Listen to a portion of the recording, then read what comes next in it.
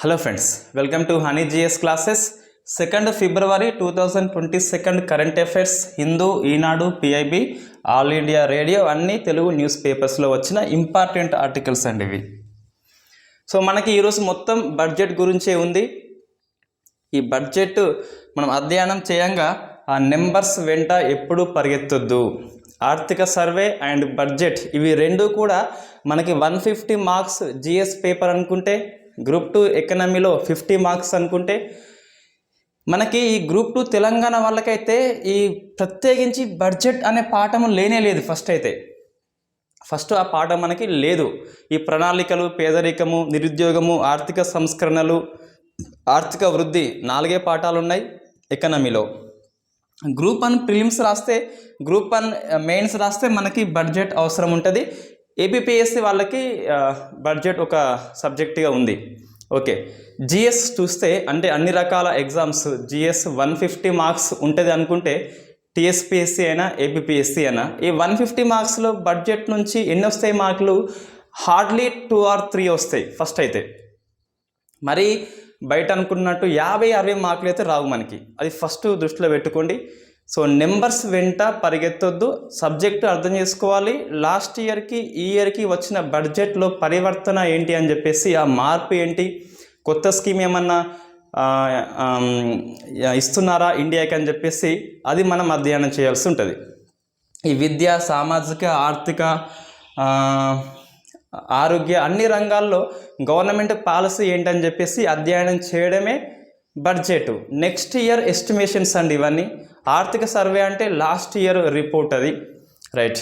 నేను ఆర్థిక సర్వే ఒక క్లాస్ చేస్తాను, అది ఇంపార్టెంట్. మనకి బడ్జెట్లో ఓన్లీ స్కీమ్స్ చేంజెస్, ఆర్థిక సర్వే మాత్రం కంపల్సరీ చదవాల్సి ఉంటుంది, రైట్. ఇది మొత్తం బడ్జెట్ ఇష్యూస్. నెక్స్ట్ చూస్తే ఇంటర్నేషనల్ రిలేషన్స్ చూస్తే, ఈ ఇండియా సెంట్రల్ ఆసియా సమ్మిట్ పూర్తిగా అయిపోయింది. ఢిల్లీ డిక్లరేషన్ అనే పేరుతో కొన్ని తీర్మానాలు చేయడం జరిగింది. ఈ మనకి సెంట్రల్ ఆసియా అనేది దౌత్యపరంగా వెరీ ఇంపార్టెంట్ కంట్రీస్, 5 కంట్రీస్ అనేవి. ఈ పాకిస్తాన్ ప్రాబల్యాన్ని తగ్గించే సదస్సు అండి ఇది. ఈ మోడీ మంత్ర ఎక్సలెంట్గా ఈ సదస్సును ఏర్పాటు చేసుకొని తనే ఆతిథ్యం ఇచ్చేసి ఈ సెంట్రల్ ఆసియాని అట్రాక్ట్ చేశాడు మన మోడీ. సో ఇది బెస్ట్ ప్లస్ పాయింట్. ఈ దౌత్య పరంగా మనకి ఇంపార్టెంట్ సమ్మిట్ అది. ఇండియా రష్యా నుంచి AK-203 అనే రైఫిల్స్ కొనుగోలు చేసింది. ఈ ఒప్పందం మనకి 2 రకాలుగా ఉంటుంది. ఒకటేమో నేరుగా కొన్ని ఆయుధాలు కొనుగోలు చేసింది, ఇంకా కొన్ని మాత్రమే ఇండియా లోపలలోనే ఈ యూపీలో ఉన్న అమేధిలో ఒక కంపెనీ స్థాపించి ఆ ట్రాన్స్ఫర్ టెక్నాలజీ, ఈ AK-203 గన్స్ యొక్క టెక్నాలజీ మనకు ట్రాన్స్ఫర్ చేస్తుంది. కాబట్టి ఒప్పందం చాలా మెరుగైనది. రక్షణ పరంగా మనకి టెక్నాలజీ వస్తుంది, ఒక పక్క రైఫిల్స్ వస్తున్నాయి.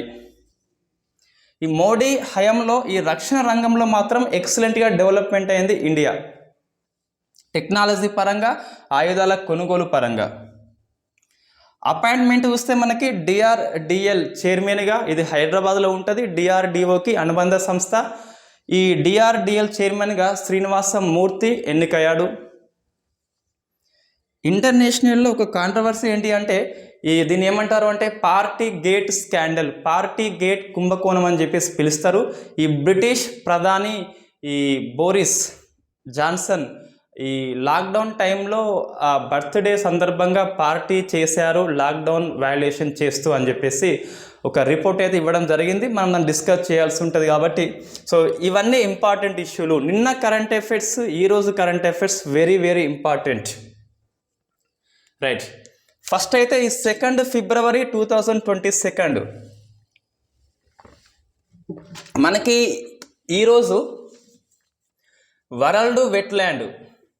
So world wetland day. Wetland means ఎప్పుడు చిత్తడిగా ఉంటుంది, తడిగా ఉంటుంది కాబట్టి సో చిత్తడి నేలల దినము. World wetland. వెట్లాండ్ అంటే సంవత్సరం పొడుగునా ఈ తడిగా ఉండే ప్రాంతం ఏదైతే ఉంటుందో అది వెట్లాండ్ పిలుస్తాము. సో ఇవి 2 రకాలు. సహజంగా ఏర్పాటు జరగవచ్చు, న్యాచురల్గా ఫామ్ కావచ్చు, లేదా ఈ మ్యాన్ ఫోర్స్తో మానవ చర్యల వల్ల కూడా ఆ ప్రాంతం అనేది కాలువలు చెరువుల రూపంలో ఏర్పాటు కావచ్చు.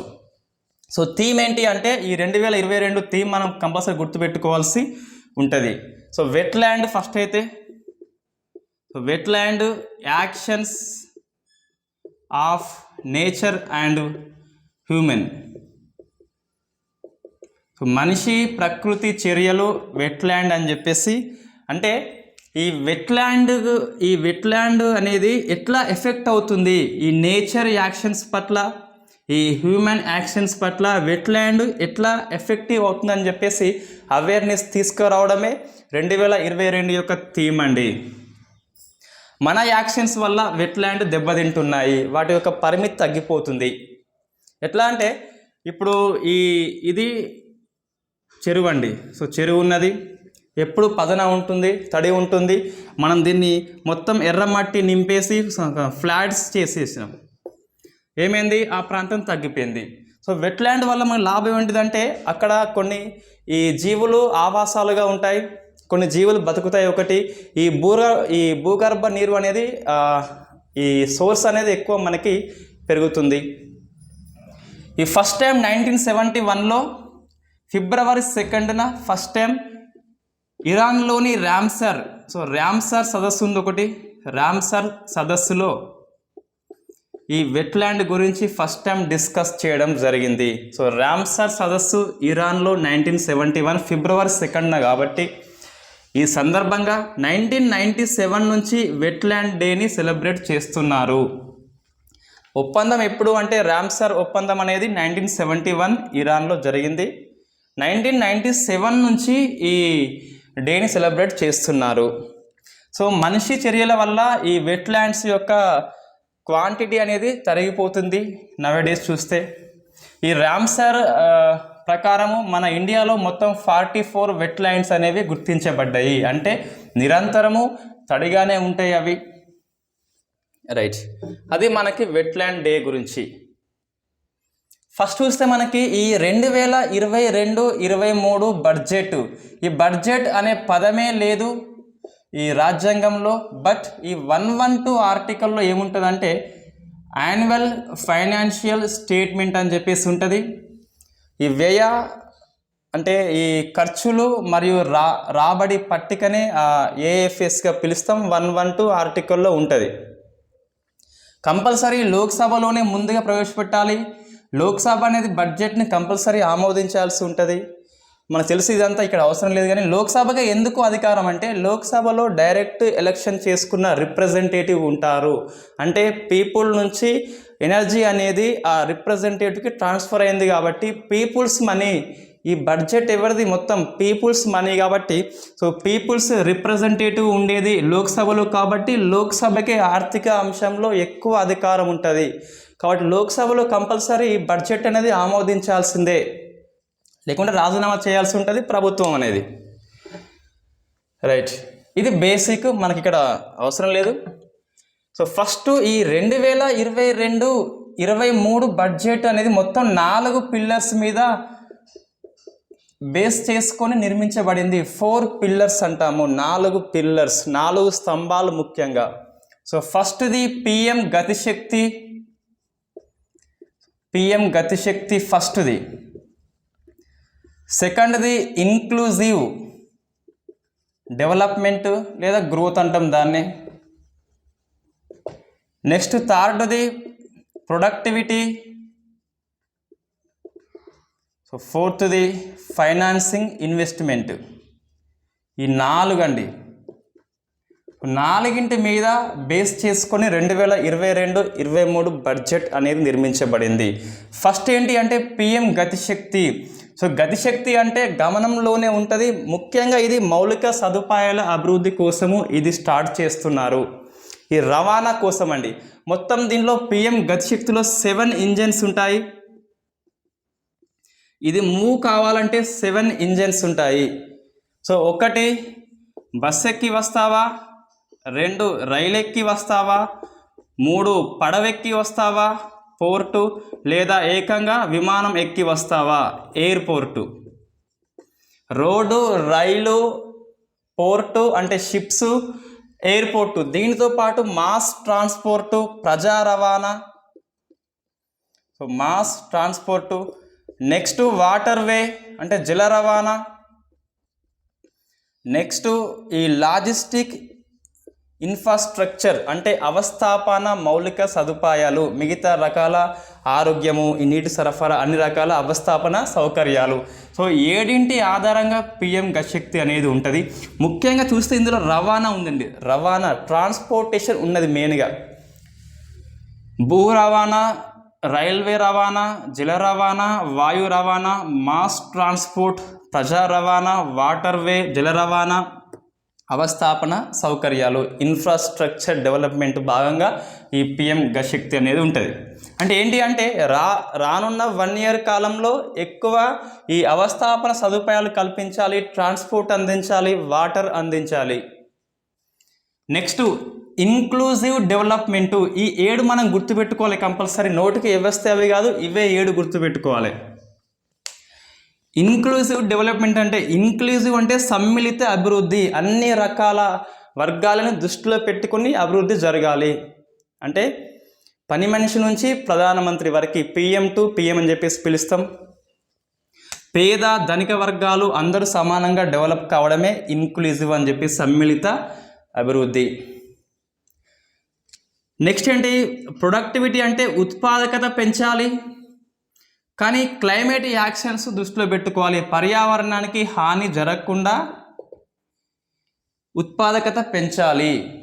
ఇంకోటి సన్ రైజ్, సో మనం ఈ సూర్యశక్తిని వాడుకోవాలి. సన్ రైజ్ అంటే ప్రత్యామ్నాయ ఇంధనాలు వాడుకోవాలి, సౌరశక్తిని వాడుకోవాలని చెప్పేసి ఈ 3rd పిల్లర్లో ఉంది. 4th అంటే ఫైనాన్సింగ్ ఇన్వెస్ట్మెంటు. సో ఇవన్నీ జరగాలంటే మనం ఫైనాన్సింగ్ చేయాలి, పెట్టుబడులకి ఊతం అందించాలి, ఈ ఆర్థిక వ్యవస్థకి పెట్టుబడి అందించాలి. సో ఇంజెక్ట్ చేయాలి, మొత్తం ఆర్థిక వ్యవస్థలోకి డబ్బు మొత్తం ఇంజెక్ట్ చేయాల్సి ఉంటుంది ఇదంతా జరగాలంటే. సో 4 పిల్లర్స్ మీద ఈ 2022-23 బడ్జెట్ రూపొందించబడింది. బెస్ట్ థింగ్ ఏంటి అంటే ఈ 5 states ఎలక్షన్స్ ఉన్నప్పటికీ కూడా ఇది ప్రజా ఆకర్షణ బడ్జెట్ కానే కాదు. అంటే ఈ ఉచిత స్కీమ్లు అనేటివి లేవు ఇందులో. ఒక మంచి పరిణామం మనం చెప్పుకోవచ్చు, ఒక మంచి మార్పు ఇది, ఒక మంచి పరివర్తన ఇది. ఈ అశ్విని కుమార్ ఉపాధ్యాయ మనకి సుప్రీంకోర్టులో ఆల్రెడీ కేసు వేసి ఉన్నాడు, ఈ ఎన్నికల మేనిఫెస్టోలో ఈ రాజకీయ పార్టీలు ఉచిత హామీ ఇస్తున్నాయని చెప్పేసి. సో మనకి ఇక్కడ జనరల్గా ఇది ఏంటంటే ఈ మూలధన వ్యయాన్ని ఎక్కువ చేస్తున్నారు. సో క్యాపిటల్ ఎక్స్పెండిచర్ ఎక్కువ ఉన్నది. ఈ నెంబర్ మీకు అవసరం లేదు ఎంత ఉందని, అది నెంబర్ మర్చిపోండి ఫస్ట్. అయితే మూలధనాన్ని వ్యయం ఎక్కువ చేస్తే ఏమవుతుందంటే ఇండియా అంటే ఏ దేశమైనా గ్రోత్ అవుతుంది, డెవలప్మెంట్ కంపల్సరీ అవుతుంది. మూలధన వ్యయం అంటే ₹1 ₹2 తీసుకొస్తుంది. సో గ్రోత్ అండ్ డెవలప్మెంట్ అనేది ఎక్కువవుతుంది. డెవలప్మెంట్ ఎక్కువైంది కాబట్టి ఆటోమేటిక్గా ఎంప్లాయ్మెంట్ అనేది క్రియేట్ అవుతుంది. ఎంప్లాయ్మెంట్ క్రియేట్ అయినాక సాలరీ వస్తుంది. సాలరీ వస్తే చేతిలో డబ్బులు ఉంటాయి, మనీ ఉంటుంది. సో మనము ఈ వస్తువులు కొనుక్కుంటాము. సో గూడ్స్కి డిమాండ్ వస్తుంది, గూడ్స్కి డిమాండ్ వస్తుంది. డిమాండ్ వచ్చిందంటే కంపెనీలు వేస్తాయి, ప్రొడక్షన్ స్టార్ట్ చేస్తాయి. సో ఎక్కువ చేస్తే మళ్ళీ ఏమవుతుంది, మళ్ళీ ఎంప్లాయ్మెంట్ వస్తుంది, మళ్ళీ గ్రోత్ వస్తుంది. ఒక చక్రం అండి ఇది. సో ఈ 4 పిల్లర్స్ కరెక్ట్ ఇంప్లిమెంట్ చేస్తే ఇండియా అనేది చైనా, అమెరికా లాంటి, కెనడా లాంటి ఆర్థిక వ్యవస్థతోని ఫైట్ చేస్తారని మనం చెప్పొచ్చు. క్యాపిటల్ ఎక్స్పెండిచర్ ఇదంతా రెవెన్యూ వ్యయం కాదు, మూలధన వ్యయం అని చెప్పేసి పిలుస్తాం. ఇది ఎక్కువ చేస్తే గ్రోత్ ఎక్కువ అవుతుంది. ఆటోమేటిక్గా గ్రోత్ ఎక్కువైతే ఎంప్లాయ్మెంట్ ఎక్కువ అవుతుంది. ఎంప్లాయ్మెంట్ ఎక్కువైందంటే సాలరీ వస్తుంది, ఎంప్లాయీస్కి మనీ ఉంటుంది హ్యాండ్లో, మనం ఖర్చు చేస్తాం. సో ఈ ఆర్థిక వ్యవస్థలోకి డబ్బు అనేది పోతుంది. అప్పుడు గూడ్స్ అనేది కొంటాం కాబట్టి ఆ కంపెనీలు ఆ గూడ్స్కు డిమాండ్ ఉంది కాబట్టి ప్రొడక్షన్ పెంచుతాయి. సో దేశం డెవలప్ అవుతుంది, మళ్ళీ ఎంప్లాయ్మెంట్ పెరుగుతుంది, మళ్ళీ సాలరీ వస్తుంది. ఒక చక్రం మాదిరిగా పనిచేస్తుంది అని చెప్పేసి మనకు నిర్మలా సీతారామన్ చెప్పడము. ఇదంతా చెప్పలే, సో ఇది చెప్పింది, దీనికి అర్థము ఇది.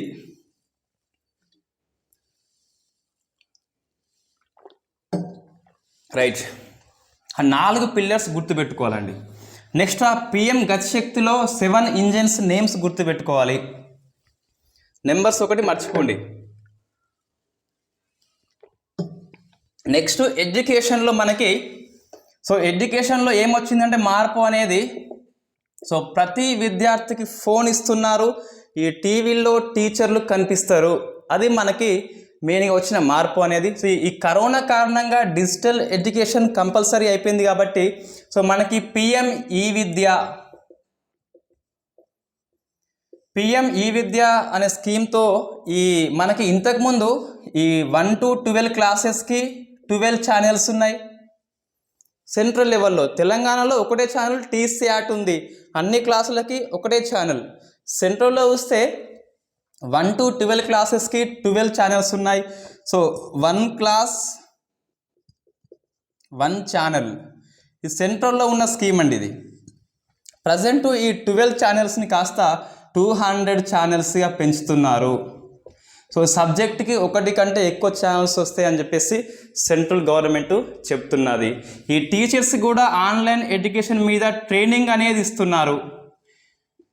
టీవీలో టీచర్లు, సెల్ ఫోన్లో స్టూడెంట్స్ అని చెప్పేసి ఈ బడ్జెట్ యొక్క ప్రధాన మార్పు.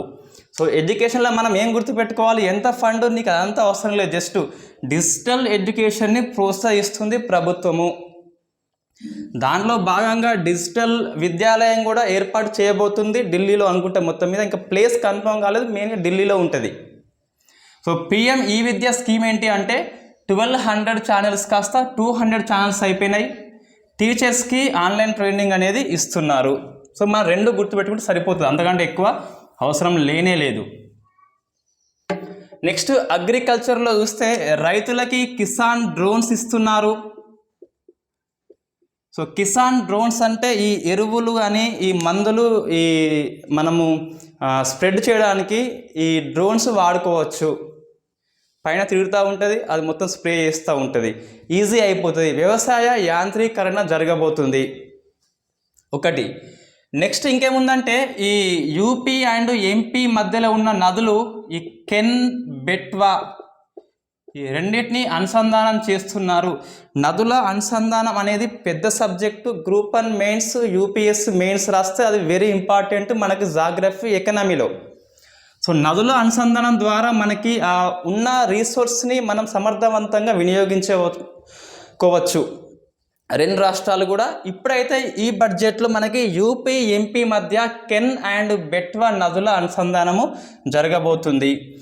కిసాన్ డ్రోన్స్ తయారీకి ఏవైతే సంస్థలు తయారు చేస్తాయో వాళ్ళకి ఆ స్టార్టప్కి ఎక్కువ ఇన్వెస్ట్మెంట్ అనేది గవర్నమెంట్ ఇస్తుంది, రాయితీల మీదుగా, ట్యాక్స్ లేకుండా.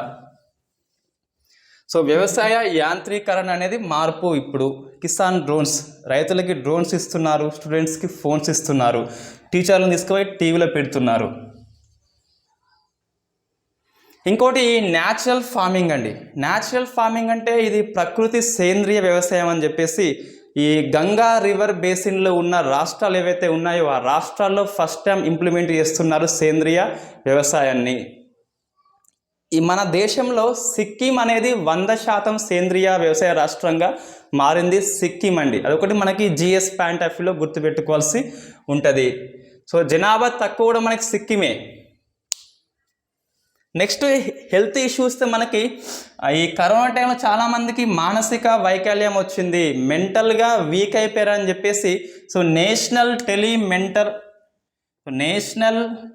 టెలి హెల్త్ సెంటర్స్ లేదా ప్రోగ్రామ్ అని చెప్పేసి దీన్ని ఏర్పాటు చేస్తున్నారు. అంటే టెలిఫోన్ ద్వారానే మనము సలహా తీసుకోవచ్చు. దీనికి నోడల్ ఏజెన్సీగా ఈ మనోవికాసక కేంద్రాలకి ఏజెన్సీగా నిమ్హాన్స్ అని చెప్పేసి పనిచేస్తుందండి. నిమ్హాన్స్ అంటే national institute of medical health and neuro sciences అని చెప్పేసి ఈ సంస్థ అనేది ఈ నేషనల్ టెలి హెల్త్ సెంటర్స్కి, హెల్త్ ప్రోగ్రామ్కి, మెంటల్ హెల్త్ ప్రోగ్రామ్కి నోడల్ ఏజెన్సీగా పనిచేస్తుంది. ఈ సంస్థ ఆధ్వర్యంలోనే ఆ మెంటల్ హెల్త్ సెంటర్స్ అనేవి పనిచేస్తాయి. ఇంకోటి ఈ IIIT బెంగళూరు అనేది దీనికి సపోర్ట్ అంటే ఈ టెక్నికల్గా సపోర్ట్ అందిస్తుంది. ఈ టెలికమ్యూనికేషన్ సెంటర్స్ పనిచేయడానికి ఈ IIIT-B అని బెంగళూరు అనేది సపోర్ట్ చేస్తుంది. నోడల్ ఏజెన్సీ అంటేనేమో national institute of mental health and neuro sciences. దీనికి సపోర్ట్ చేసే సంస్థ ఏంటంటే IIIT-B అని చెప్పేసి international institute of Indian technology. అది మనకి బెంగళూరులో ఉన్నది IIIT-B అని చెప్పేసి, అది హెల్త్ పరంగా చూస్తే.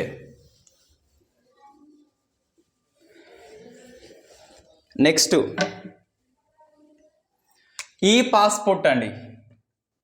సో ఈ పాస్పోర్ట్ అనేది ఇకపైన అందరికీ అందిస్తున్నారు. దీనికోసము టాటా కన్సల్టెన్సీ సర్వీస్తోని ఈ మినిస్ట్రీ ఆఫ్ ఎక్స్టర్నల్ అఫైర్స్ అనేది ఒప్పందం చేసుకుంటుంది. External affairs, ministry of external affairs అనేది ఈ టాటా సిఎస్తోని ఒప్పందం చేసుకుంటుంది. కన్సల్టెన్సీ సర్వీస్ మనకి ఈయన అధినేత చంద్రశేఖరన్ ఈ పద్మభూషణ్ అవార్డు వచ్చింది. ఇటీవల ఎయిర్ ఇండియాని కొనుక్కున్నది టాటా ట్యాలెస్ అనుబంధ సంస్థ. ఈ నీలాచల్ ఇస్పాత్ నిగమ్ లిమిటెడ్ని కొనుక్కున్నదేమో ఈ టాటా స్టీల్ లాంగ్ సంస్థ అని చెప్పేసి మనం నిన్న డిస్కస్ చేయడం జరిగింది.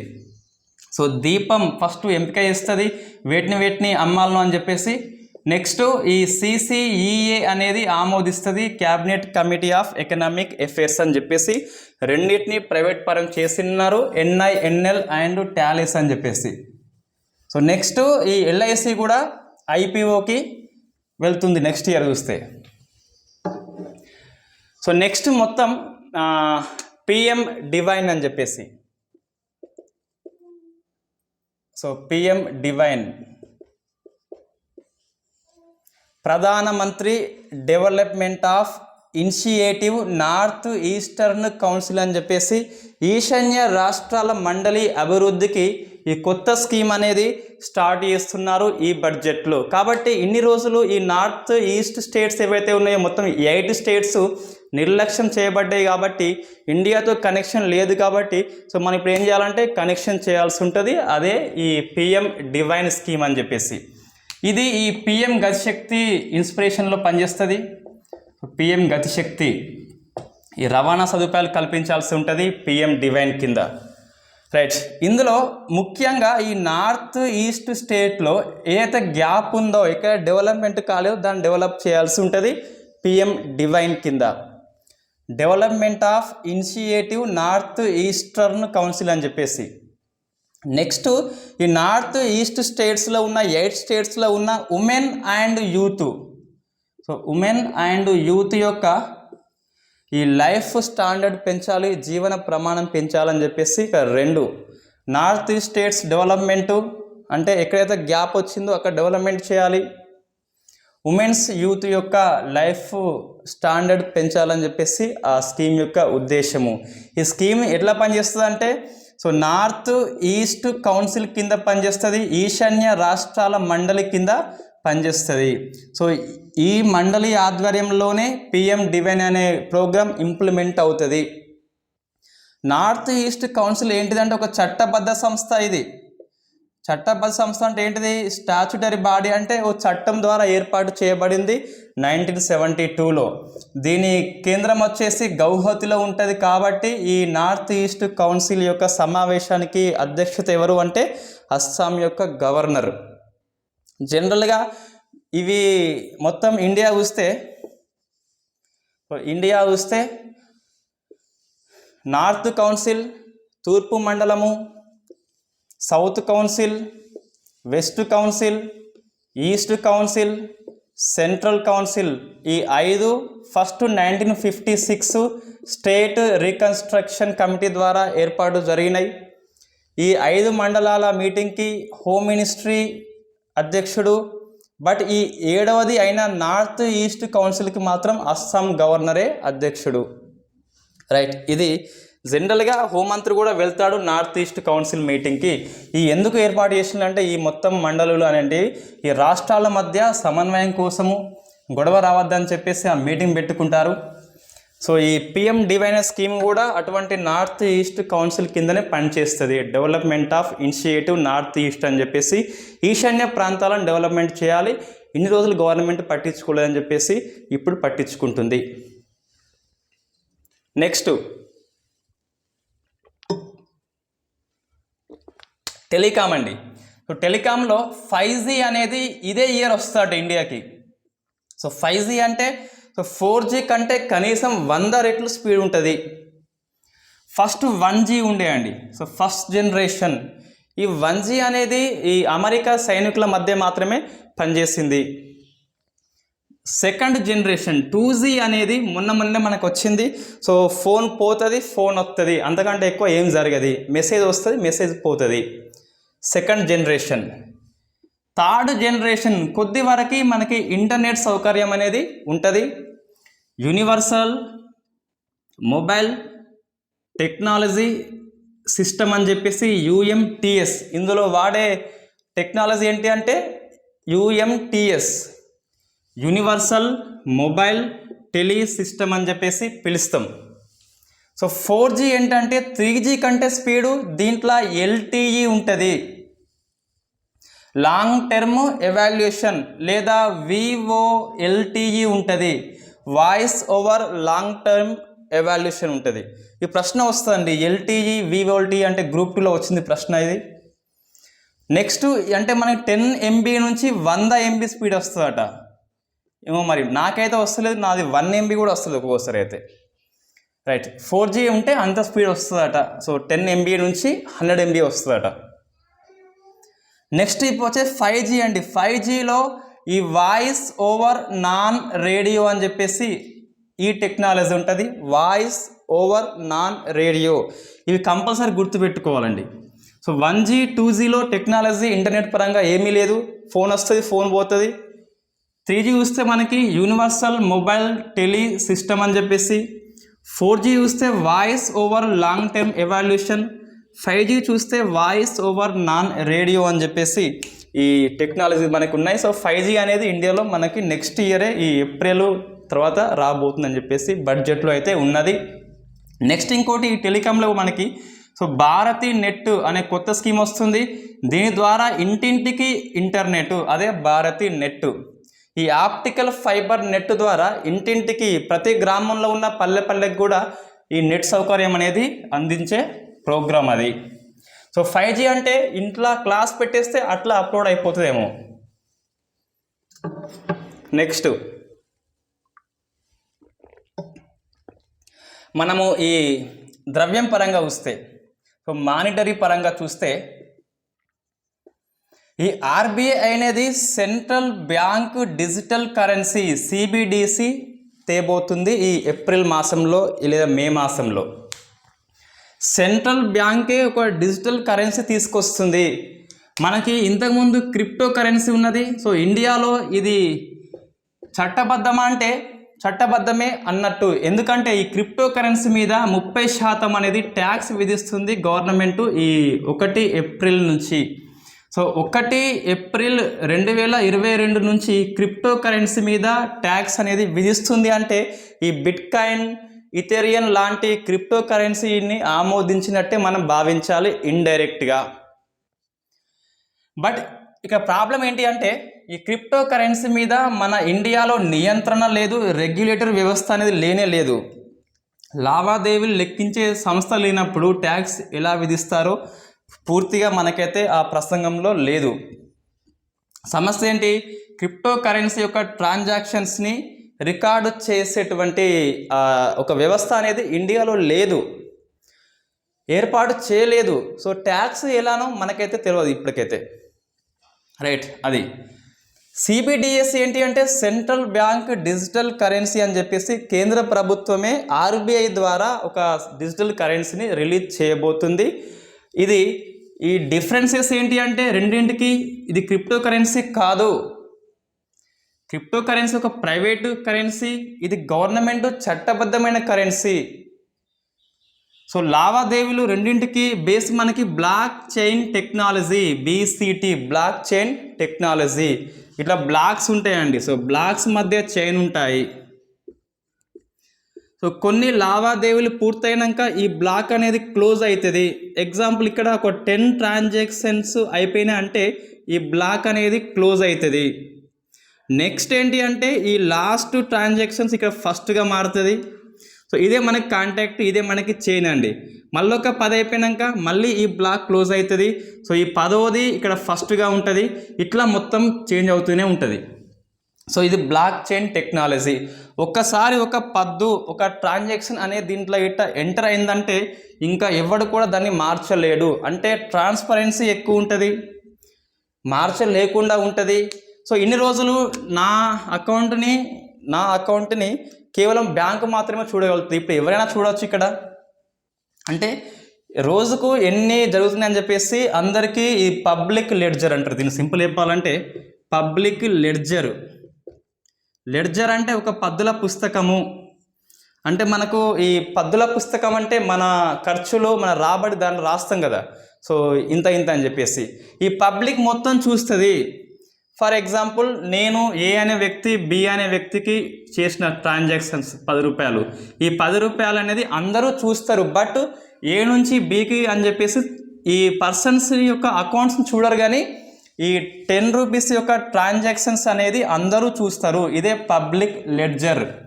సో బి నుంచి ఏకి 50 రూపాయలు వచ్చినాయి, అది చూస్తారు, పబ్లిక్లో ఉంటుంది కాబట్టి. సో బ్లాక్ చైన్ టెక్నాలజీ వల్ల లాభం ఏంటిది అంటే ట్రాన్స్పరెన్సీ ఎక్కువ ఉంటుంది. బ్లాక్ మనీ అనేది చాలా కష్టం ఇక్కడ ఒకటి. ఇంకోటి హ్యాకింగ్ అనేది చేయలేడు. ఈ ఫోన్పే, గూగుల్ పే హ్యాకింగ్ చేయవచ్చు, కానీ ఈ బ్లాక్ చైన్ టెక్నాలజీ హ్యాక్ చేయాలంటే ఇన్ని రకాలను ఒకేసారి హ్యాక్ చేయాల్సి ఉంటుంది. ఇది హైలీ ఇంపాసిబుల్. ఒక్క బ్లాక్ని ఎప్పుడు చేస్తే మొత్తం బ్లాక్స్ని చేయాలి. అది block chain technology.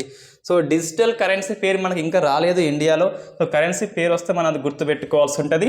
RBI issue చేస్తుంది కాబట్టి దానికి గవర్నమెంట్ అనేది ఆమోదం ఉంటుంది కాబట్టి నువ్వు నష్టపోయినా దానికి కంపల్సరీ సెక్యూరిటీ అనేది ఉంటుంది. ఈ క్రిప్టో కరెన్సీలో నువ్వు 100 కోట్లు నష్టపోతే గవర్నమెంట్ అనేది పూచి ఉండదు. ఆర్బీఐ హామీ ఇస్తలేదు, కానీ ట్యాక్స్ అని జమ చేస్తుంది 30% అనేది. నెక్స్ట్ 75 అనేది డిజిటల్ బ్యాంకింగ్ యూనిట్స్ అనేవి ఏర్పాటు చేయబోతున్నారు 75 జిల్లాల్లో. జిల్లాల ఎంపిక ఇంకా జరగలేదు. తెలంగాణ ఏమన్నా వస్తే, ఏపీ ఏమన్నా వస్తే మనం గుర్తుపెట్టుకోవాల్సి ఉంటుంది. సో డిజిటల్ బ్యాంకింగ్ సిస్టమ్ అనేది రాబోతుంది ఇండియాలో. సో విద్య digital, health digital, agriculture digital, banking digital, ఈ టెలిఫోను డిజిటలు, పాస్పోర్టు డిజిటల్, మొత్తం కడుపు నిండా పెట్టింది నిర్మలమ్మ డిజిటల్ని ఇండియాలో. సో ఇది మనకి ఈ బడ్జెట్ యొక్క సారాంశము. ఒకటే అండి, ఏం లేదు. ఉచిత హామీలు, ఈ అట్రాక్ట్ చేసే హామీలు ఎటువంటి లేవు, అదొక్కటి మంచి పరిణామము. సెకండ్ ఏంటి అంటే ఈ క్యాపిటల్ ఇన్వెస్ట్మెంట్ ఎక్కువ ఉన్నది. దీనివల్ల గ్రోతింగ్ అనేది కంపల్సరీ అయితే పెరుగుతుంది. కాబట్టి ఈ బడ్జెట్ మొత్తాన్ని ఈ క్యాపిటల్ పుష్ ఎకానమీ అంటున్నాం. దీన్ని క్యాపిటల్ పుష్ ఎకానమీ అని చెప్పేసి పిలవచ్చు బడ్జెట్ని మనం. ఇది ఈ ప్రజాకర్షకం కాదు, కానీ గ్రోత్. భారత ఆర్థిక వ్యవస్థ అనేది తాబేలు లెక్క కాకుండా కుందేలు లెక్క పరిగెత్తుతుంది ఇకపైన. రైట్. కొన్ని మైనస్ చూస్తే రైతులకి డ్రోన్స్ ఇచ్చారు, సబ్సిడీ కడిగేశారు ఎరువులది. ఇంటింటికి ఇంటర్నెట్ ఓకే, బట్ ఈ రేషన్స్లో 80,000 కోట్లు తగ్గినాయి. అట్లా కొన్ని చెప్పవచ్చు, బట్ మనకి ఇక్కడ అవసరం లేదు, ఆ డాటా అనేది అవసరం లేదు. కానీ రైట్, నేను ఇంకొక క్లాస్ చేస్తా ఈ బడ్జెట్ మీద. నెంబర్ అంకెల్లో అంటే ఏవేవి నెంబర్స్ మనం గుర్తుపెట్టుకోవాలని చెప్పేసి, ఆ రెవెన్యూ వ్యయము, రెవెన్యూ వసూళ్ళు, ఆర్థిక వృద్ధి రేటు ఎంత అని చెప్పేసి, డిస్ఇన్వెస్ట్మెంట్ ఎంత టార్గెట్, వేటిని మళ్ళీ అమ్మేస్తున్నారని చెప్పేసి ఒక అంకెల్లో బడ్జెట్ ఒక క్లాస్ చేస్తా వితిన్ 2-3 డేస్లో. రైట్, ఇది అయిపోయిందండి. సో ఇదంతా మనకి బడ్జెట్ అనేది అయిపోయింది. అందులో పిఎం డివైన్ అనేది మనకి వెరీ ఇంపార్టెంట్ కొత్త స్కీమ్. పిఎం డివైన్ ఈ నార్త్ ఈస్ట్ స్టేట్ డెవలప్మెంట్ కోసము ఏ పిఎం స్టార్ట్ చేయలేదు, ఫస్ట్ టైం మన నరేంద్ర మోడీ. అదొకటి. ఈ డ్రోన్స్ రైతులకు అంటే అది ఎవరు వాడరు, మనకి చాలా కష్టం అది. నెక్స్ట్ ఈ ఇంటింటికి ఇంటర్నెట్ అనేది ఇవ్వడం వల్ల ఈ డాటా సెంటర్స్ ఎక్కువ అవసరం అవుతాయి మనకి. ఈ అంతా డాటా నిల్వ చేయాలంటే సెంటర్స్ అవసరం ఉంటుంది. ఈ అదాని అని చెప్పేసి ఈ సెంటర్స్ ఎక్కువ స్టార్ట్ చేస్తున్నాడు. అదాని కంపెనీ వాళ్ళు డిజిటల్ డాటా సెంటర్స్ ఎక్కువ చేస్తున్నారు. నెక్స్ట్ మనకి ఫేమస్ ఇంటర్నేషనల్ రిలేషన్స్లో సో ఇండియా ఫస్ట్ మీటింగ్ అండి ఇది, ఇండియా అండ్ సెంట్రల్ ఆసియాకి. సో ఇండియా అండ్ సెంట్రల్ ఆసియాకి ఫస్ట్ సమ్మిట్ మనం డిస్కస్ చేసాం ఆల్రెడీ కొంచెము. So first summit very important. ఈ ఏంటిది జరిగింది ఢిల్లీలో. ఈ హోస్ట్ ఎవరంటే మోడీ, కానీ బట్ ఇది వర్చువల్ మోడ్లో దృశ్య మాధ్యమం ద్వారా జరిగింది. ఈ ఫిజికల్గా ఎవరు రాలేదు ఇండియాకి. రిపబ్లిక్ డేకి వాస్తవంగా ఈ సెంట్రల్ ఏషియాలో ఉన్న 5 కంట్రీస్ రావాల్సి ఉండే, కోవిడ్-19 పాండమిక్ వల్ల రాలేదు. Okay right. ఢిల్లీ డిక్లరేషన్ అంటాం. ఢిల్లీ డిక్లరేషన్ అంటే ఈ సదస్సులో చర్చించిన అంశాలని ఢిల్లీ డిక్లరేషన్ అనే నేమ్తో విడుదల చేయడం జరిగింది. రైట్. ఫస్ట్ ఏంటి అంటే ఎవ్రీ 2 ఇయర్స్కి మీటింగ్ అనేది కండక్ట్ చేసుకోవాలి. ఫస్ట్ది ఢిల్లీ జరిగింది, నెక్స్ట్ ఇంకెక్కడో జరుగుతుంది. అంటే 2 ఏళ్ళకి ఒకసారి మీటింగ్ అనేది కండక్ట్ చేసుకోవాలి. Next India central Asia secretariat అంటే కార్యాలయం అనేది ఢిల్లీలో ఏర్పాటు జరిగింది. సో మనకి ఇంపార్టెంట్ ఇది.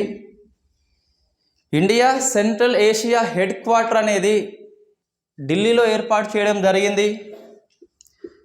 జాయింట్ యాక్షన్ ప్లాన్ అనేది రూపొందించుకున్నారు. జాయింట్ యాక్షన్ ప్లాన్ ఉమ్మడి కార్యాచరణ దేమిన్న అంటే ఒకటి ఆఫ్ఘనిస్తాన్ డెవలప్మెంట్ మీద, సో ఆఫ్ఘనిస్తాన్ డెవలప్మెంటు.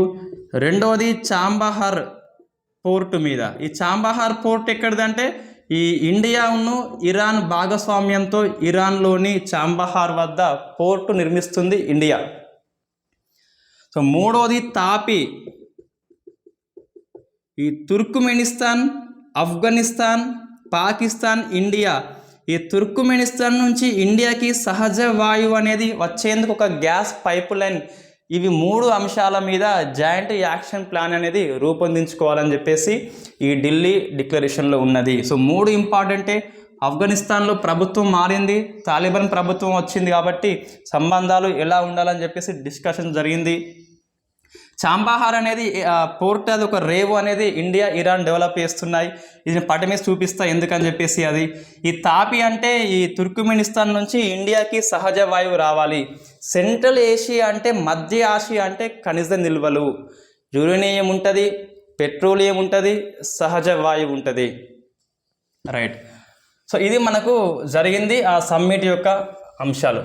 సో చూస్తే ఇంపార్టెన్స్ చూస్తే మోడీ ఎంత తెలివంటే, సో ఎవరిని అట్రాక్ట్ చేయాలో బాగా తెలుసు. దౌత్యపరంగా ఎక్సలెంట్ అండి అతను. సో ఇది ఇండియా అనుకోండి,